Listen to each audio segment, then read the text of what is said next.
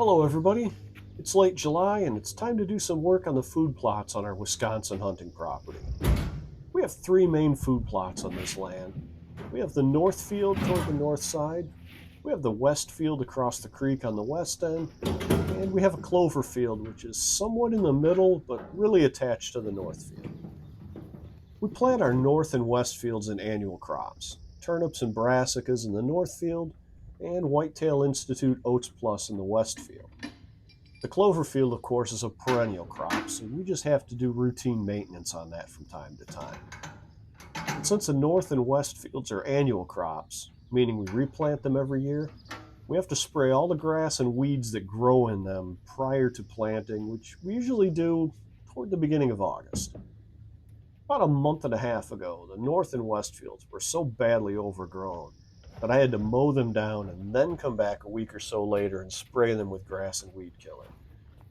Last week, I was checking them out and noticed that a lot of weeds were starting to come back. So I'll have to spray them one more time before I come back, hopefully in 2 weeks, and plant those fields. Before I can do any of that, we had a couple trees that came down recently in a bad storm, so I'll have to take care of those before I can spray the food plots. So come on along and let's see what I have to do up here today.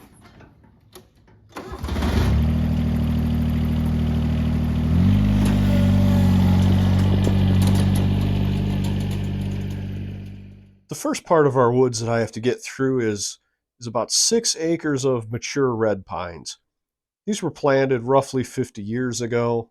They've never been thinned, they've never been logged out, so they are slowly dying off bit by bit. And as you can see in the background, my wife and I have been transplanting white pines over the years to replace the reds that are dying off, so we'll always have this little patch of pine trees. But occasionally a dead red pine will fall across the trail like this one did. So it's not a problem. All I have to do is just grab the chainsaw, make a few quick cuts, and keep moving along. Sometime back in June, we had a pretty nasty storm blow through, and it snapped part of this black oak tree next to the west field. We lose trees like this from time to time, and if it's off in the woods somewhere, it's not blocking a main deer trail, I usually just leave them alone.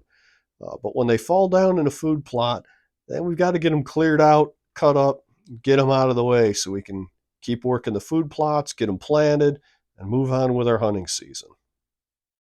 Now that we're all done dealing with the fallen trees, it's time to unhook the garden cart, put the chainsaw away, and get the tow behind sprayer ready to go.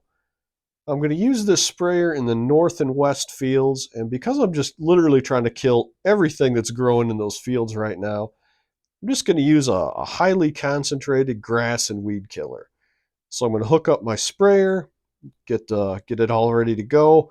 I'm going to pour the concentrate into it, and then we're going to head over to the well, fill it up with water so we can get to spraying.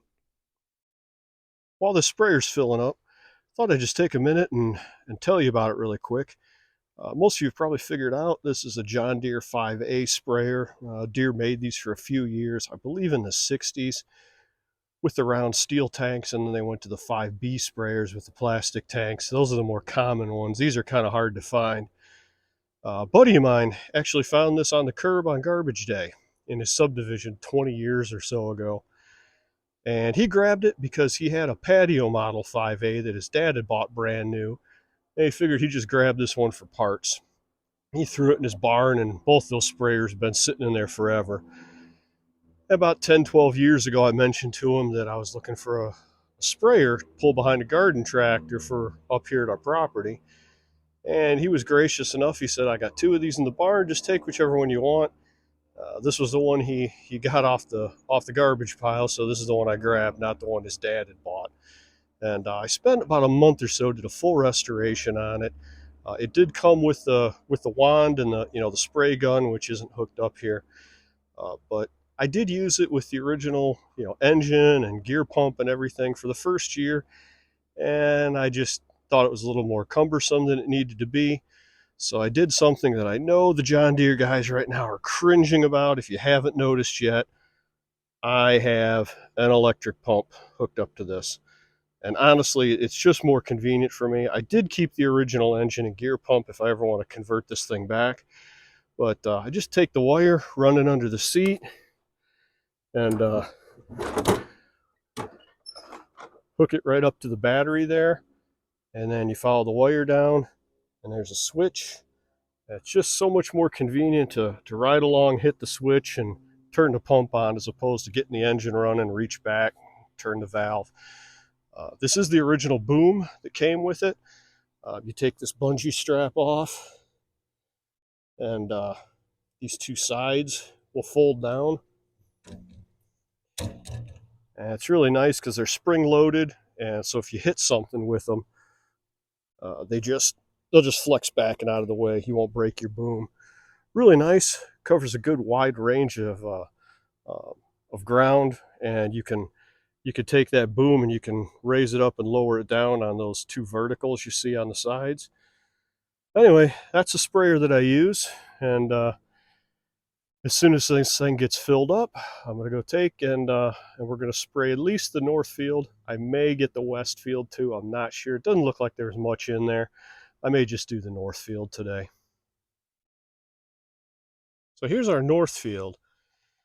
And you can tell it's pretty brown. I sprayed this about a month ago because all of this brown stuff you see here on the ground, this was all green weedy cover a month ago. This field, this thing was so bad that about a month and a half ago I came through and mowed it down, and then went back 2 weeks later and sprayed it. And it really doesn't even look like it needs to be sprayed at first glance. But I know this field is very prolific when it comes to weed growth. It'll be fine one day and nasty the next. You can see there's a patch of grass starting up there. You can see a lot of, as you walk around, you really look, see a lot of these little weeds and things starting to emerge in here. And I know that if I don't spray this 2 weeks from now when I come up to plant, it's going to be a mess again. And you can see some spots like this where this is starting to grow in. So even though it really doesn't look bad, I know I'm going to have to spray this field to try to keep the weeds down as much as possible.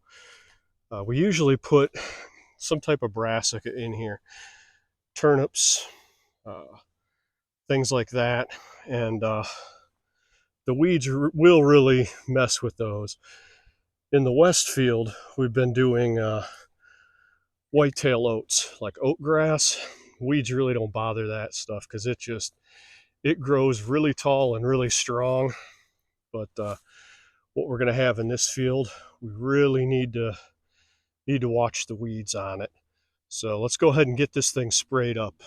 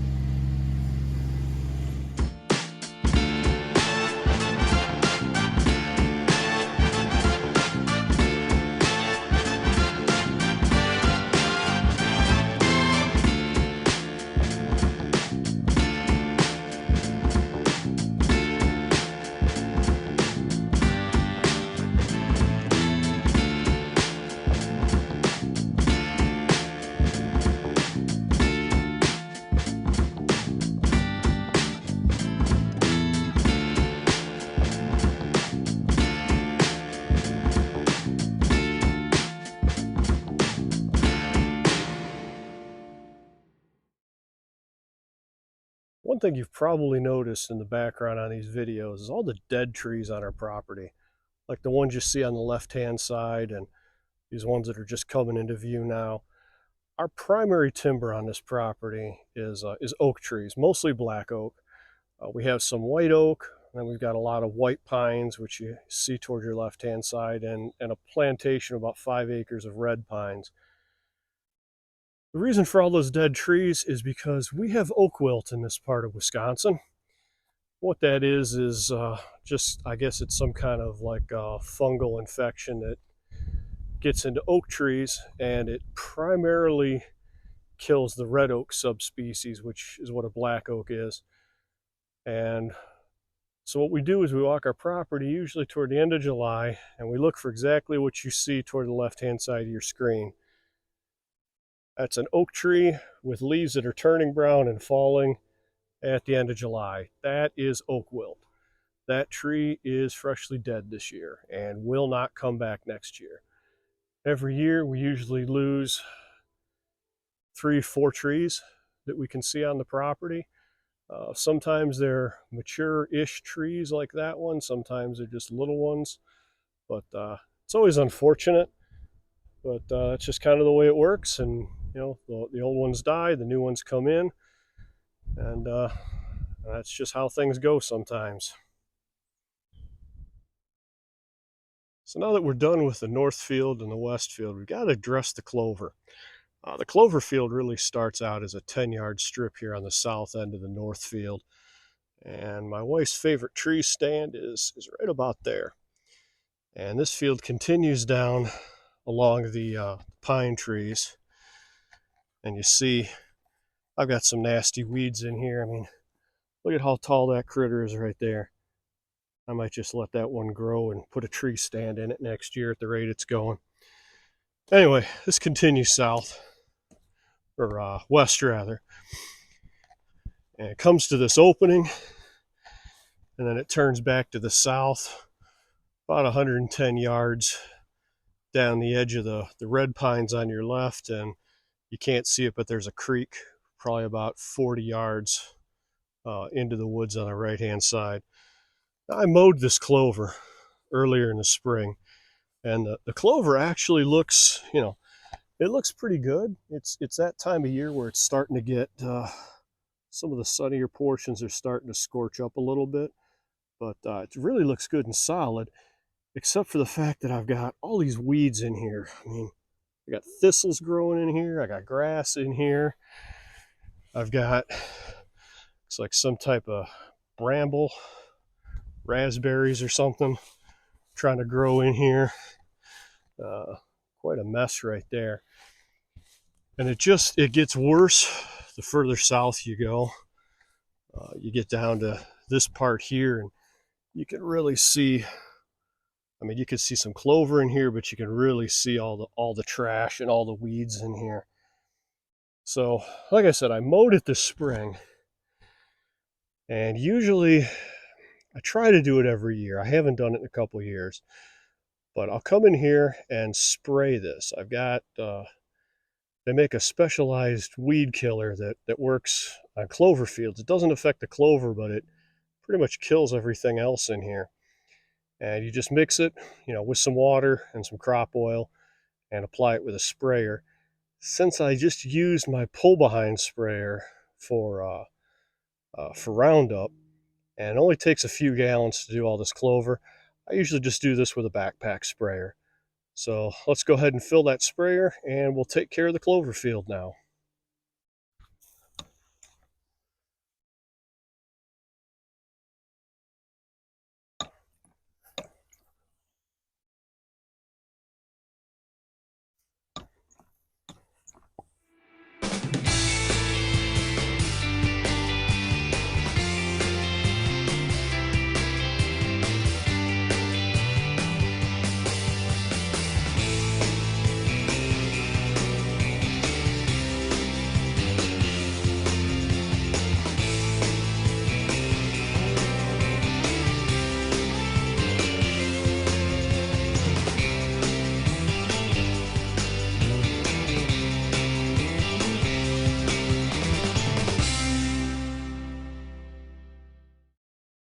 And that's all the food plot work I have for this weekend.